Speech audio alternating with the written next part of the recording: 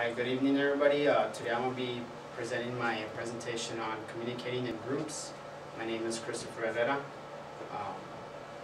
And this is the first slide that I have here. I put a couple pictures kind of describing today's communication in modern world. To my far upper left, you have a small group of people interacting person to person. I chose this picture because it shows, 4 people, it shows a group. It obviously shows a person here holding a paper, and a pen.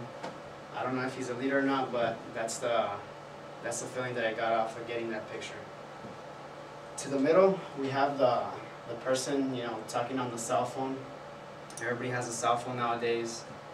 Everybody uses it at any time, any place, anywhere, just as long as you have signal, obviously. And along with the cell phone, you also got text messaging. You have 3 people that are texting. I don't know about you, but everywhere you turn nowadays, you have people text messaging or on cell phones or doing something with their phones or gadgets, right? So texting is one of the communication methods where you actually don't have to see the person or talk to them. Obviously, you just send them a little sentence or two or broken up words, and you guys are able to communicate by texting. There's more than a few ways to communicate, and that's why I put these little pictures up here. One of the most fascinating ones is the internet. Obviously, they got webcams, they got Skype. You can interact with your friends or loved ones now on Facebook and all that other good stuff that we got nowadays. So, communication is a response you get from the message you send regardless of its meaning. Personally, that's what I think. It's a basic interaction with one another about anything, and it can be considered communication. Communication plays an important role in the group work, and I will share some strategies to enhance every individual in the group. The main roles of group communication. I got leadership, mutual respect, and support for each other, and communication, obviously. Very important points that I have here, in my opinion. Because first of all, leadership, you must be a strong leader or have strong leadership skills in a group in order to dictate and share the workload of the group. Mutual respect and support for each other. The group must be open to new ideas and keep in mind that everyone is entitled to their own opinion. And communication, obviously, keeps everyone on the same page by exchanging information or ideas to produce the best outcome possible in whatever task at hand. These pictures, I chose these pictures because I thought that, the one person and the arrow pointing to the other two is basically, that one person telling these other 2 guys either what to do or how to do or organizing something. And obviously this other picture, we have the guy, standing out from the rest of the group. And I thought that was sort of like a leadership picture there. Team structure. As far as team structure goes, your leadership, I believe, comes first. He organizes a group, motivates the group members, encourages participation, skillful and knowledgeably capable.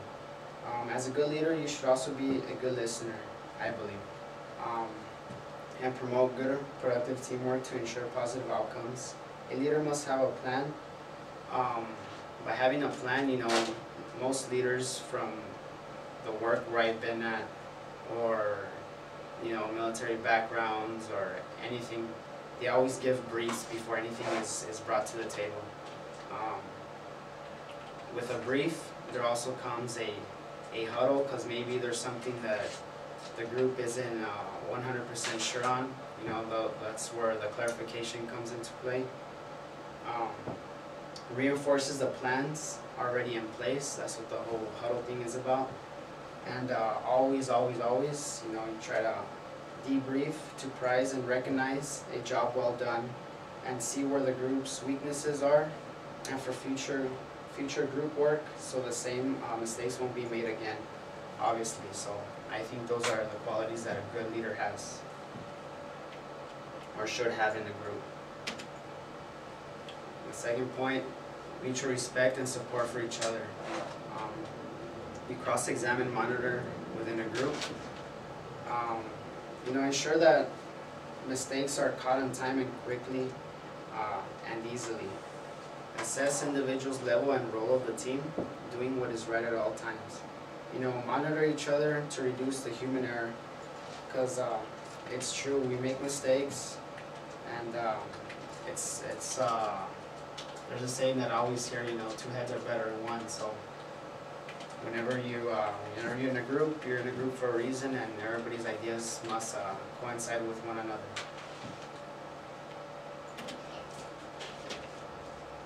Communication, the last point.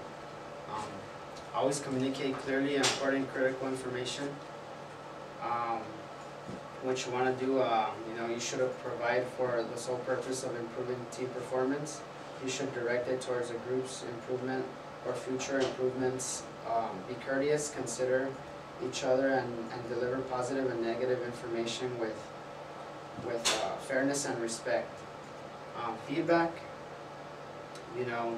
verifies information that is communicated. Feedback can be positive, negative, anything.